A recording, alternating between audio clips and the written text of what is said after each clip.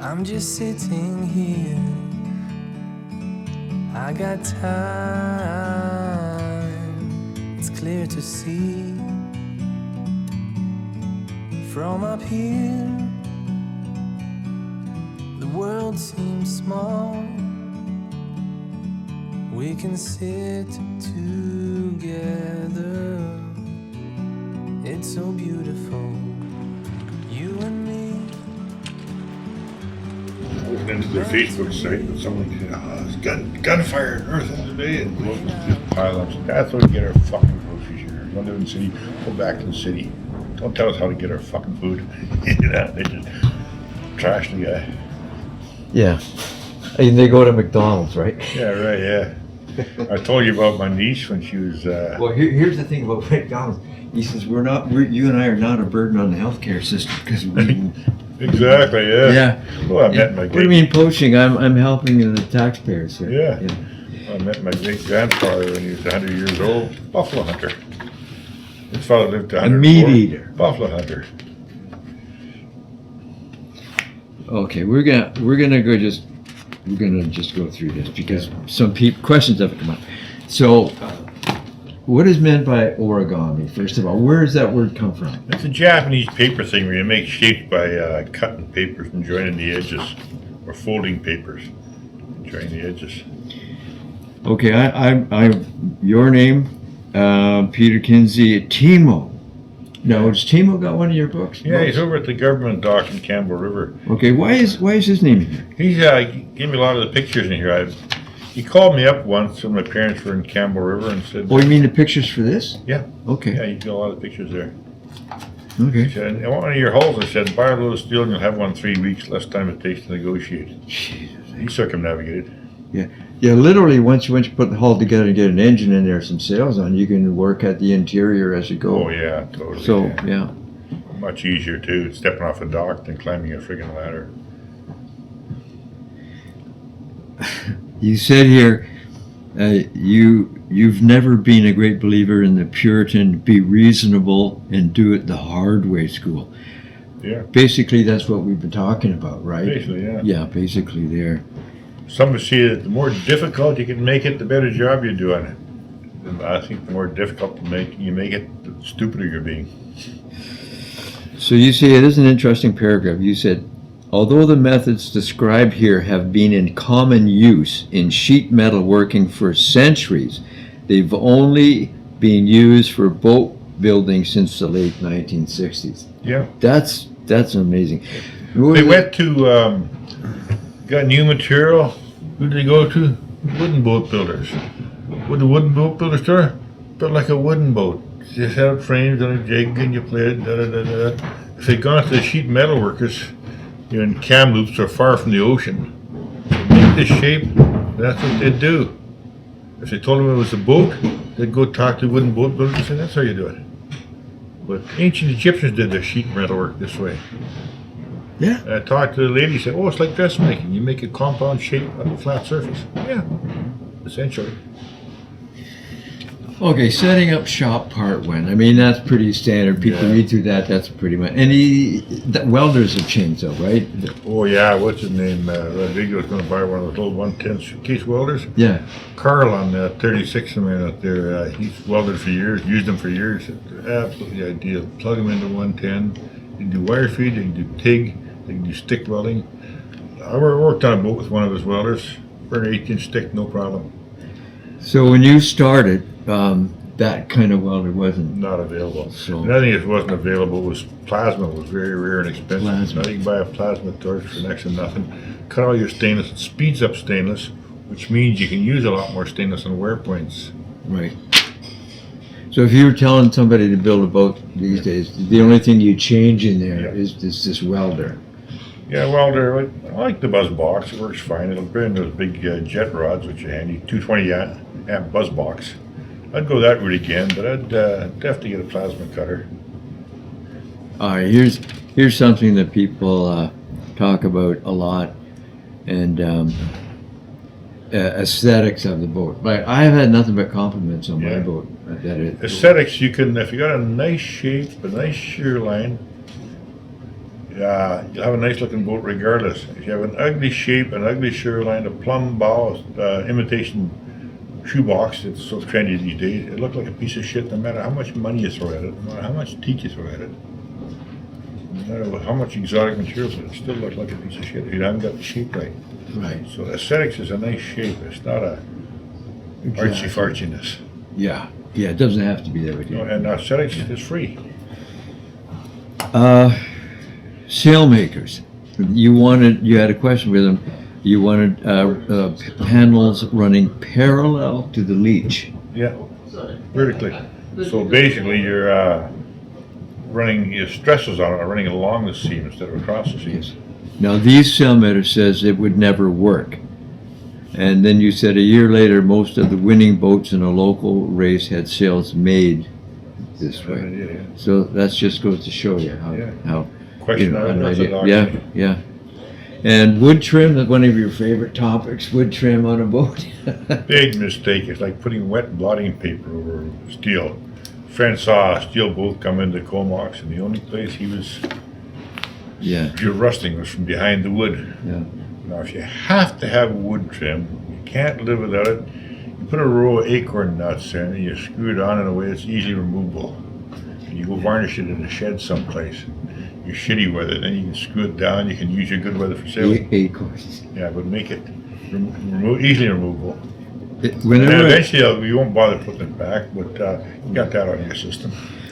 I remember watching people with a lot of wood trim, and it seems to be that no matter how much they pay for varnish or whatever, it's an annual thing. They're out there doing the elbow grease when they could be out fishing, sailing or something, and they're constantly putting. Well, my first boat, like I said, it had varnished cabin sides, varnished hatches, varnished handrails, varnished combings. I got to, and Dave had this Pamina classic schooner and varnished everything.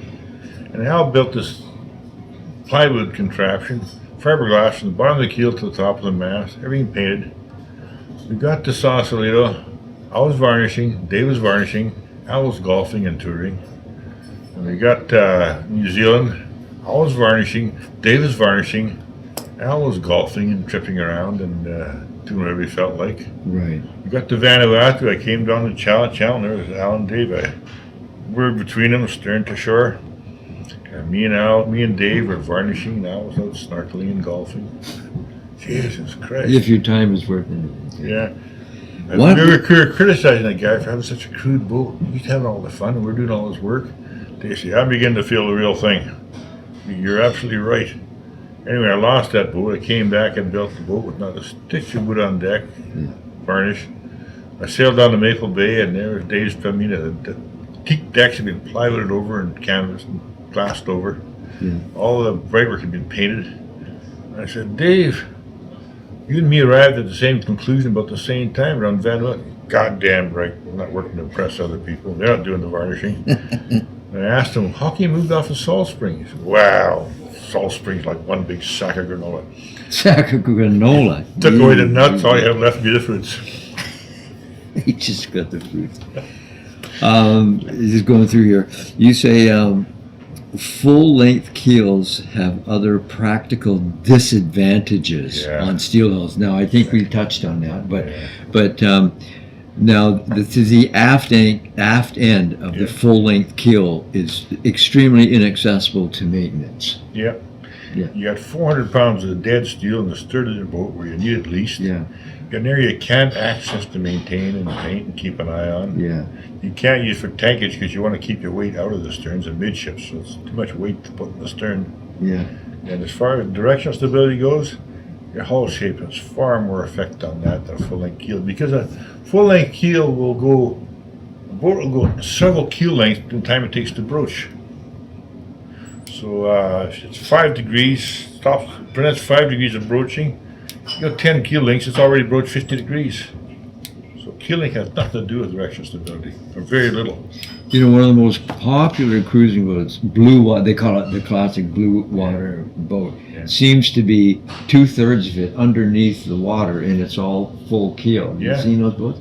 I didn't quite grasp why that was considered to be a good idea. Well, Hutton came back from Tahiti. I met him in Tahiti and built a boat in this shop there. But he these big full-length keels with 5,000 pounds of ballast in. I did some calculations. John, there's more buoyancy in that keel than you've got ballast. It's all buoyancy. Yeah. And launch the boats, and they're extremely tender. Grab your coffee cup when a powerboat goes by, because it's all buoyancy. And at the same time, when you pitch in a hobby horse, it's weight in the ends. And it serves no useful function. It gives you a lot of tankage. There's one couple I built a boat for. She wanted a single keel for the tankage. He wanted twin keels for the convenience. And they couldn't decide, what are you going to do? Go with the twin keels. Went to twin keels. She was pissed off at him because she wanted a tankage for all her kids. And moored off Sydney Spit late one night, the wind howled. And Mike said, we drag. We don't give a shit. It's higher tide tomorrow. Peace of mind. It doesn't matter if we drag. Yeah. And she kind of went quiet on that. But, just the practicality grossly outweighs anything. I think one of the questions people somebody thinking about a boat, the question which you handle right here in the book, page 11, is build it or buy it. And you comment that many people have told me that they could buy a boat for less money than it takes to build one. Yes, right now you can. But you're specifically looking for a steel boat. So many of them have no paint inside under the epoxy, under the foam. They're rusting like hell from the inside. And a lot of them are not welded on the inside, so they're the thickness of a beer can to hold them together. And when you build for yourself, you know exactly what you got. You know exactly what the builder had in mind here, the designer had in mind here. No more surprises. Now at this point, the boat's so cheap and given away, grab one and go cruising. Fiberglass boat can be made unsinkable by simply filling it full of, by putting an inch half of spray foam in it. That'll float most fiberglass boat. But at the same time, if I'd rather have a boat that didn't fill up with water than one that did, even if it did float. Yeah. And if you're out there in a life raft with a boat full of water, you still got all your gear. If it sinks, you got nothing but a life raft, rubber ducky. So if I was boatless now, I'd buy a fiberglass boat quick and use it. I'd be looking for a nice, good steel boat that's been properly done. Yeah. And what you can do with foam over bare steel, drag your fingernails over the foam. You can hear where the hollow patches are. Well, that's interesting. With the hollow patch, you scrape the foam out. If there's no epoxy on the hull or the back of the foam, walk away. Right. The epoxy will either stick to the foam or the hull. Yeah. It's a good way of finding out if there's any epoxy under the foam. Right. And if he won't let you have a look, walk away because he's hiding something. Well, so in this page here, it shows you the origami aspect. How did you figure out this is what it had to be? Well, what I did was I made a model initially and did all the calculations and weighing and that. Yeah. And I took the plate patterns off the model. That was for the 26, the first one I did. And then I made a full-length topside plate and a full-length bottom plate. And I started playing around with cardboard, so I cut the bottom plate in half, the topside plate in half. I cut the bottom plate in half, and I tacked the bow plate on, tacked the back bottom plate on, and pulled them together. I thought, wait a minute, if I weld that on the flat, I'll wind up with a nice curve in the bow and stern.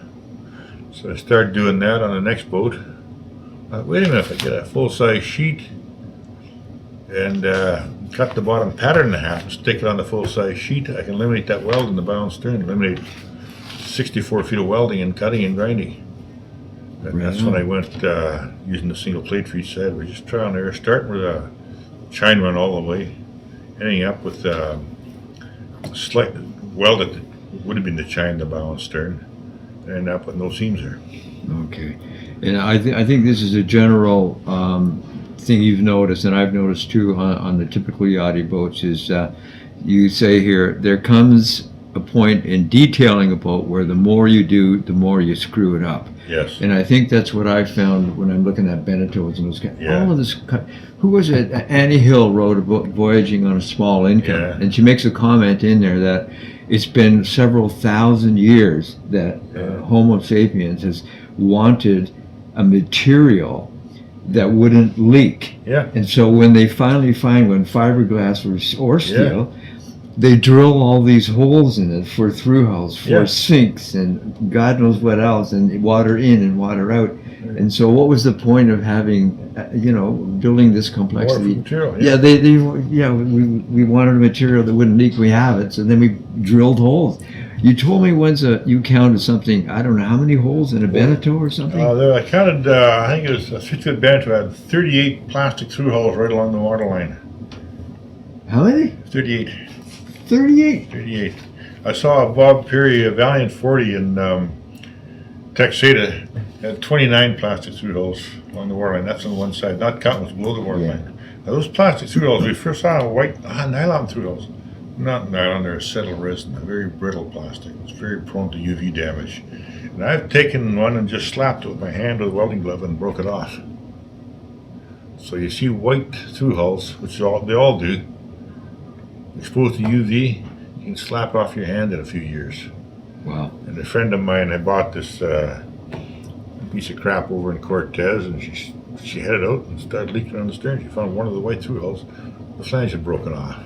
Amazing. So her father put a bronze one, and the other one's still white plastic. No, you get rid of them. They talk about Marlon. I've taken a spigot off Marlon and hammered it flat. It's like very property. It doesn't shatter. It's dark, so the UV doesn't penetrate it. And I saw in Capital Iron they had polypropylene ones that do the same thing, much cheaper. But if you cut the spigot off, hammer it with a hammer, if you can flatten it without shattering it, it's not going to shatter on you. But always test a plastic through hole before you trust it. Yeah, and somebody buying like a used fiberglass boat or something, they got to be really good.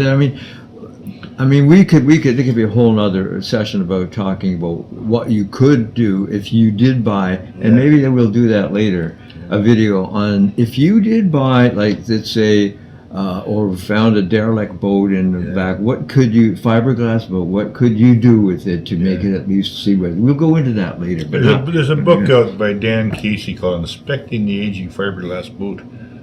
You don't want to buy a boat without reading that book. Okay. Got all this detail in it. All right. And there's several others come out since then. And I like this wheelhouse comment here. My other boat, of course, I was in the cockpit. Yeah. And when it was stormy out there and pissing rain, and I'd been knocked all over the place. So this is, you say there's no logical reason for the steering position in a cruising yacht being any less comfortable than the steering position in your car. Yeah, exactly. And you said perhaps this is a reflection of how little time the average yacht spends underway, or perhaps that's the reason they don't do it. But when I first looked at wheelhouse, I said, it's weight up top. It reduces ultimate stability and self-righting moment. Then I realized there's 3,000 pounds of buoyancy in that wheelhouse when it's inverted. It improves self-righting ability, especially make it tight enough so that doors and hatches ain't going to leak. Oh yeah, the big safety reason. Yeah. So the comment here, there are as many people washed out of the cockpit in bad weather as they are lost off the decks. Yeah. So you're much safer inside. Yeah, exactly. Yeah. I can tell you, coming back late season in October, and it's a sleet. It's driving sleet, and now I'm literally sitting in my t-shirt with a cup of coffee. I've reefed my sails down the north end of Vancouver Island, and I seen this guy, this yachty guy, just clothed with rubber and everything, and he just having the most miserable time. I love seeing the guys out there in that kind of weather in their Beneteaus and their cruiser suits, and I open the hatch with my t-shirt on, with a cup of hot chocolate, and I wave to them, and go blow and close the door again. Have a good day. Inside steering, that relates to the same thing. We're just going through this. The kills. Okay, detailing, of course. This is, I think we touched on that. You're talking about a 1-inch bolt passing through the hole with many C-clamps and pony clamps So this is all part of Yeah, the pulling it instruction together, to people how they Instruction, yeah. pull it together.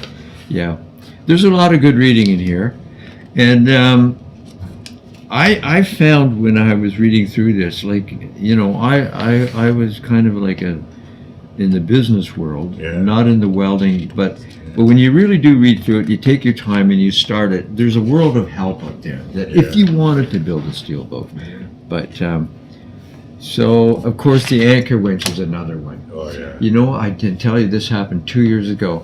Had to be a 60-foot yacht coming in right into it's this harbor around the corner, Yeah. Drew Harbor, around the corner. Is that Drew Harbor out there? Yeah. Yeah. It was in the late fall, and the guy's coming in. He's 6-foot yacht, and the guy goes up to the anchor winch up front, and he does something or other, and he goes Yeah. back in the cockpit. All of a sudden, he's losing time before that anchor Yeah. goes down. 3 guys run up to they can't get it to drop. Yeah. They can't get it. There's an electric Yeah. problem there. And honestly, God, he just avoided beaching this probably multi-million-dollar boat simply because the complexity of an electric Oh, yacht. And yours has nothing to do with any kind of. It's just this. Yeah, it's in the open. A friend of mine has a aluminum boat with electric powered winches. Yeah. I took her sailing a few days here and I said, crank the anchor up. She said, so light. I said, that's a 55-pound delta and 15 feet of speed unit. It's so easy. And after chasing down all the stray electrics on her electric one, she said, oh, one like yours. Yeah. And I've seen so many people with anchor winch. Mine is wide open. I built an anchor winch at anchor while sitting in my cockpit with an alternator to run off my engine. If something goes wrong, I can fix it on the spot. I can build one on the spot. Sure. I'm not waiting for parts to be flown in from Timbuktu. A young couple I met in Tonga from New Caledonia on a trimaran. Their furter had fired up. Yeah. And they were wondering where they get the spring clip that had broken. I took a piece of welding rod, knocked the slack out, wrapped it on a piece of pipe snip, said, here you go, snap. Holy shit, holy shit. We thought we were going to have to fly that in from West Marine. So that's just a good practical thing. Yeah, totally. But, you know, build your own anchor winch. And everything's out in the open. There's nothing hidden inside gearboxes with bloody grease and packing. You have to disassemble the whole thing to see what's right and wrong with it. Yeah. I wish I would have filmed that thing. 60-footer coming in, it's the panic. Oh, yeah. And totally. guys, and they just turned that boat around in time because it is really bad down there now. Nobody comes from an offshore cruise saying make it more complicated. So the next thing is the wind vane. Now I have. What is that wind vane that you see? It's common and it's driven by electric power. It just goes constantly working under electric power. I can't think of it. Yeah, but your wind vane has no electric. It's just pure. Pure wind, yeah. It runs itself. You just set it and that's it. Yeah. That is amazing. And that's this thing here.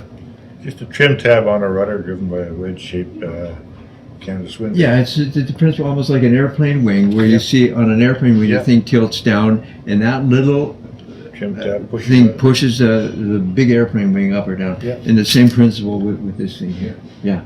Well, an Air Force guy, retired, said they have a big cargo plane runs off of trim tabs. So they sit on the runway, all the flaps are laying down. Starts moving, it lifts up, and they power the whole thing with trim tabs. He said they had to put some resistance in there because the pilot could yank too hard out and rip the rings off. Because you could feel no resistance coming back. Okay, so that leads us to this next thing about the main hatch. Yeah. Now, you know that boat that I had all the trouble with it had 3 wooden sections. You know? You lift one out, lift one out, lift one out. My boat has what Brent designed here, and the main hatch is a bloody door. Yeah. It's got a big latch They've all on it. gone that way on round the world races. They haven't had sliding hatches and drop boards. The most primitive invention they could have come up with backwards. And if you put enough slope on the back of a cabin, the distance from there to vertical, you get a drop board and sliding hatch, it's the same. So you got the same opening. But you can seal it with as airtight as a lid on a pressure cooker. It can submerge the boat capside and not like a drop of water. You cannot do that with a sliding hatch. Yeah. And if you go aluminum and your ports are too small for something to climb through and it locks from the inside, pirates are going to have a hell of a vulnerable time trying to get in there. And if the lock is on the inside, you reach through a vent, they can't get a pry bar on it, they can't get a crowbar on it, they can't even pick it, but they can't hold it in both hands, according to a locksmith. Okay. And if your lock is on the inside, you can't see whether someone's aboard from 15 feet away down the dock. Right. You don't know if there's someone aboard. Okay. And now here's another thing that we talked about a long time ago. We were just talking about my boat, and even around my through hulls, I had water and moisture coming in. So you want to mention a little bit, because it's pretty critical through hulls on a boat. Yeah. They have to be, I think people just think that they're there. It's part of the boat, and it's fine, and there's no problem. But they can actually shear off, right? Yeah, I was just I got tacked and banned on boatdesign.net for saying you weld in stainless Schedule 40 for through hulls. Oh no, you gotta use Marlon, you gotta use this ABS to improve that. I said, yeah, take a sledgehammer to a piece of Schedule 40 pipe, weld it to 3 and then try it with a piece of plastic. Try with anything else. Mine have been there for over 40 years, never gave me a stitch of problem, and I hear about through hull problems all the time. Right. Are you out of time, or are you running? No, I'm just hoping that this thing is 36. Oh yeah. We're checking it out. Stop. But, you put a stainless ball valve on here. How do you free seacocks? Put a stainless type 306 ball valve on and forget about it. It's on Teflon. It's not going to freeze it, and it's not going to leak. All right. The through hulls were an important thing for me. I've actually filled up all of my through hulls. I've been that Andy Hill philosophy about the boathouse, and I've got them in there, and exactly the way that you want them built. Yeah. But I've just filled all my. The only hole in my boat is where the prop shaft comes out. Yeah. I just use it underneath the sink. I have a 5-gallon pail. Yeah. And then I dump it over. I took my sink drain out above the chine to the top side. Yeah. If I want to take off and fly down to Mexico, I can shove a cork in from the outside Whoa. anytime. And you get what the London called the fat burger. The grease fills up the pipe, and you accidentally spill fat down there, and eventually it plugs. I had a brush to get it in, I still couldn't get it out. I took a piece of polyplastic pipe, shove it up there, right to the end, pull it back, and you see little white fat turbs floating in the water. Yeah. Take it right out, and that's why it's important to keep your line to your sink straight, as straight as possible, so a flexi poly pipe can get in there. You start going on elbows and corners, you got a nightmare. Yeah. So keep it dead simple, straight pipe out. And I had a conventional head in my boat. I did that with the head out. I had a straight pipe coming above the water line with a U, and a pipe unit on top so I could clear it, and I could just run it, stick it right through out to the hull. Same with stovepipes. Yeah. Eliminate the elbows. Instead of going around corners, straight. That makes And sense. you stand on deck and you shove a pipe hole right through the firebox. Jesus.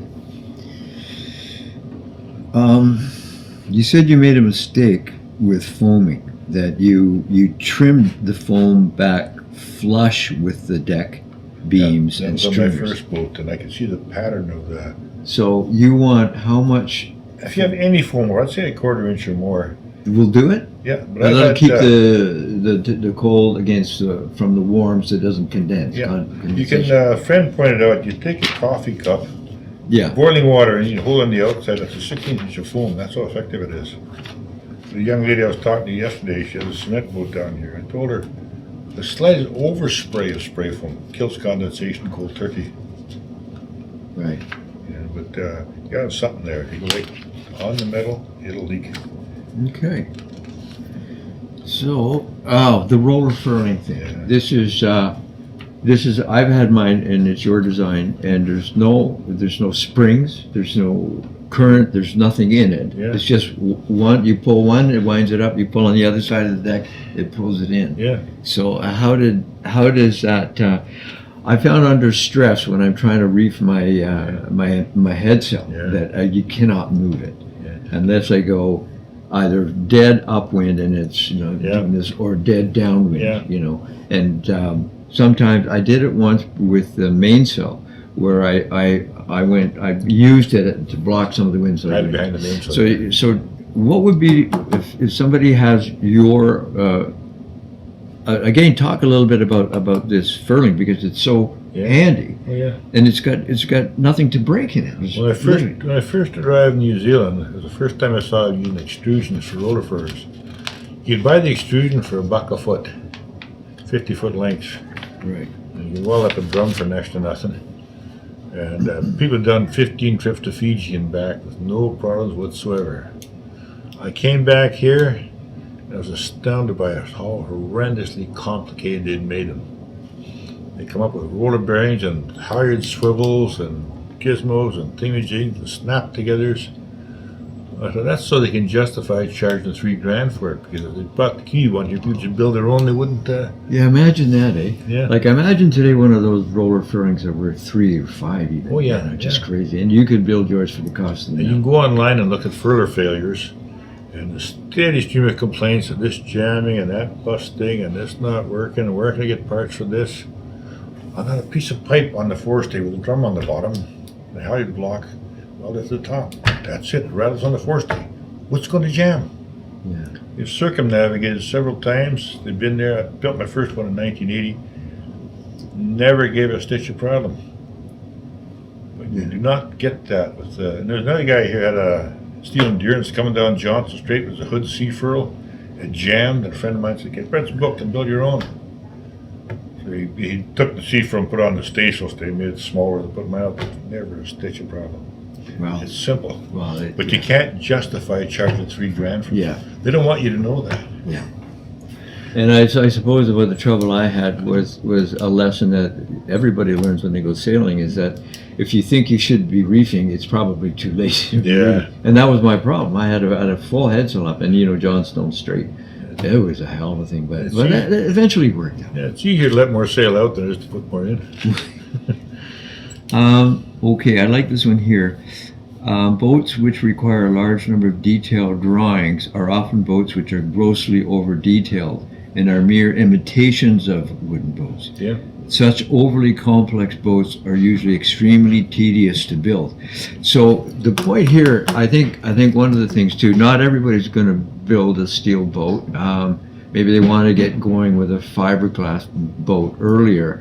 But I think this is another topic we'll have. Yeah. But when you go and you find a fiberglass used boat someplace, Yeah. there's a good topic to discuss about how you can improve upon that. Oh, yeah. It's not going to be a folded steel origami Yeah. boat, but it's going to get you out there anyway and live to tell about it. Yeah. So you talked to me a lot about what could be done with Yeah. the fiberglass. We're not going to discuss it now. Yeah. But that's what this point here is Yeah. getting to. The overall company doesn't need to be there. Well, I put it in the book here, like building your own roller furler, building your own anchor winch, building your own wind vane. And I Even said- if it's a fiberglass boat. Even if it's a Even if fiberglass it's a boat. whole, yeah. Build your own composting head. Build your own boarding ladder. There's Yeah. so much you can do yourself. Sheet blocks. I got attacked on Sailing Anarchy for saying I built the sheet block. It cost me under $2. Right. He said, it's not engineered. I said, so I decided to test it. I went up and tied my boat to a rock in the sheet block, and I ran full throttle on a piece of 3/4 Dacron. I broke a 1/2-inch nylon line, rated at 6,400 pounds of breaking strength. No damage to the block. That block cost me $2. Now a Harkin or a Lumark Yeah. for $40 is rated at 900 pounds of breaking strength. Oh, Jesus. Oh, it's not engineered. Okay, tie the two together and see which one breaks. Tie it to your back bump of your car and see which one breaks. But it's not engineered. Man, you've been conned so badly. If it breaks a 6,400 pound nylon line, and that was rated at 900 pounds Jesus. for $40 versus $2, and I've worked with hand tools, timing myself, building a single purchase sheet blocks, 20 minutes. I can't go to the store and buy one in that much time, and I got a better block. Yeah. But they banned me for telling people that because their sponsors are all these people making the expensive gear.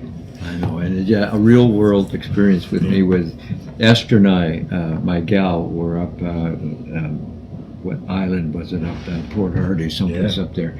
And I misread the tide, and the next tide that was going to be high enough to float me was in 2 weeks. Yeah. So anyway, this guy with a fish boat, salmon Yeah. fish boat, and he came in and he says, "Can I help you now?" And I said, "Well, I'm on the I'm on the hard. He looks like a couple of weeks till he can rise up. And he said, he says, what have you got for Samson? What do you call him? Samson? Mooring bit. Yeah. And I said, well, I've got 2 up front, 2 up back. And he says, okay, let me come and have a look at it. And he looked at for 5 seconds. He says, you'll be fine. Because they were welded right into the hull. I guess it went all the way down someplace and attached to the hull. Yeah. He put a line on that boat. He had a great big long line, and with his big diesel engine and his fish boat, he jerked me off there. Boom! I was out. Oh yeah. And I skidded for a ways, Yeah. and I looked, and there's nothing a fraction of an inch. Yeah. Now, if I would have had something other than that, he couldn't have done it. He couldn't Exactly. have got me off Yeah. the. Winch and talk.